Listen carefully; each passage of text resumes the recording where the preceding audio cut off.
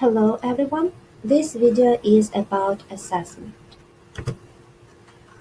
After watching it, you will be able to distinguish between different types of assessment, to explain the purpose of the assessment for learning, use assessment at different points in the learning process, collect evidence of the learner's progress, and relate knowledge of assessment for learning to your teaching context.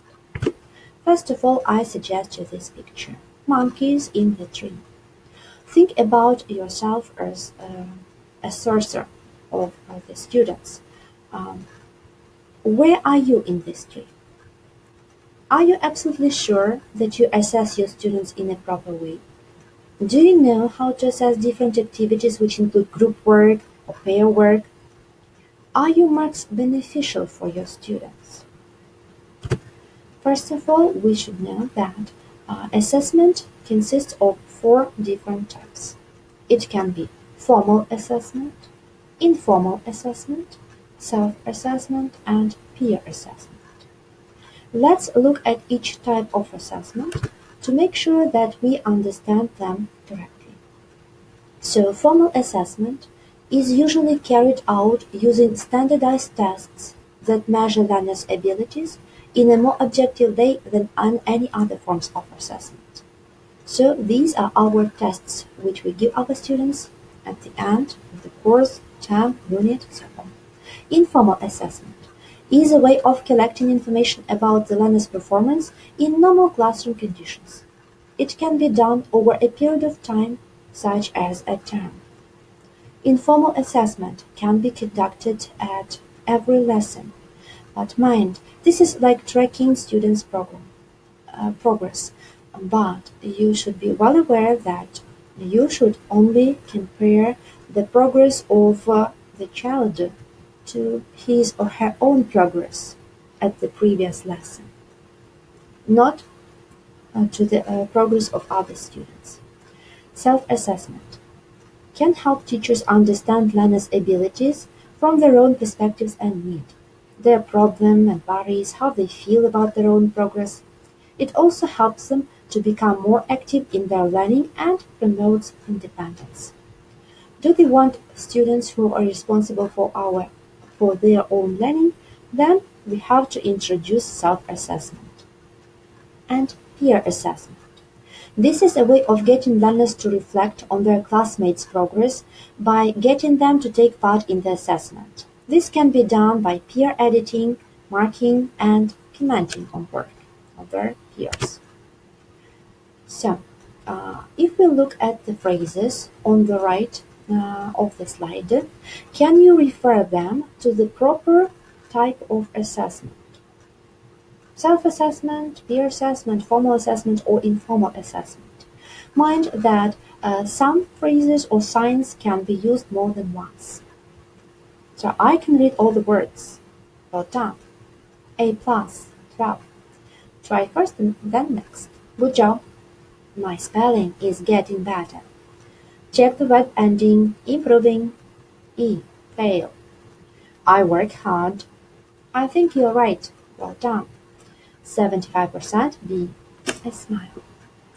So, if you referred the phrases, I can read all the words, my spelling is getting better, and I work hard for self-assessment. Good job. Informal assessment. Here belong phrases. Well done. Check the verb ending, improving. Formal assessment. A plus, 12. E, fail. 75% B. And peer assessment. Try first and then next. Good job. I think you're right. Well done. Smile can be used as informal assessment or as self-assessment. Look at this grid. Think about your teaching style. Here we have different linguistic factors which we usually assess, like written homework, written grammar activities, speaking activities, integrated skill activities, example projects, listening tasks, reading tasks, writing tasks, vocabulary activities. How do you assess them usually? In a formal way, in an informal way, using self-assessment and peer assessment. When I analyzed my teaching, I came to conclusion that I tend to use formal assessment for most of these tasks, which is absolutely wrong. I absolutely neglected self-assessment, peer assessment.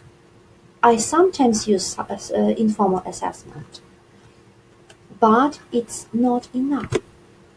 Except linguistic factors, there are other non-linguistic factors which are also present at the lesson. What about attitude or efforts of our students while doing different tasks? What about participation in class, group work, organizational work or presentational work? Do we assess these factors? And how do we do it? As for me, I didn't assess non-linguistic factors at all, which is again wrong.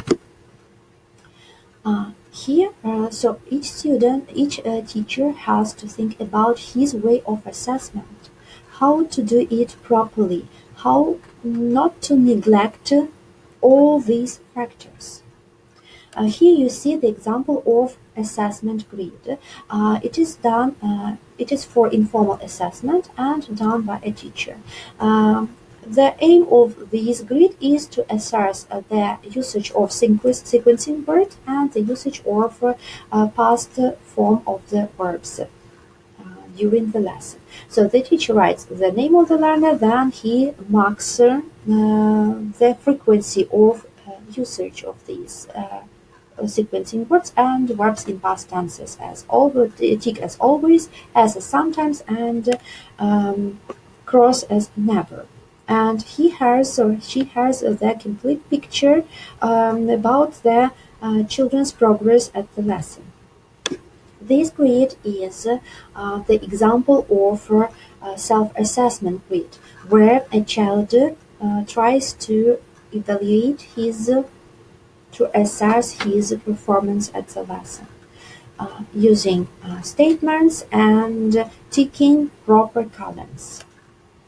So I know how to use the words in past tense, and he chooses a lot, quite a lot, some, a little, not at all.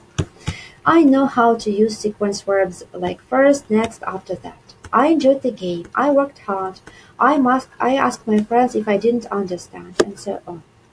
This is the example of a grid made by a teacher for child's self-assessment. So, these four types of assessment.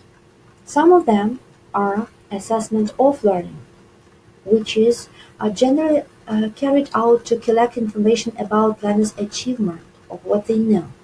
It is generally done at the end of a course, term, or school year, and is generally carried out by the teacher, and takes the form of the exam or tests, and is often used to assign grades and report achievement or failures to parents. The other types of assessment are assessment for learning.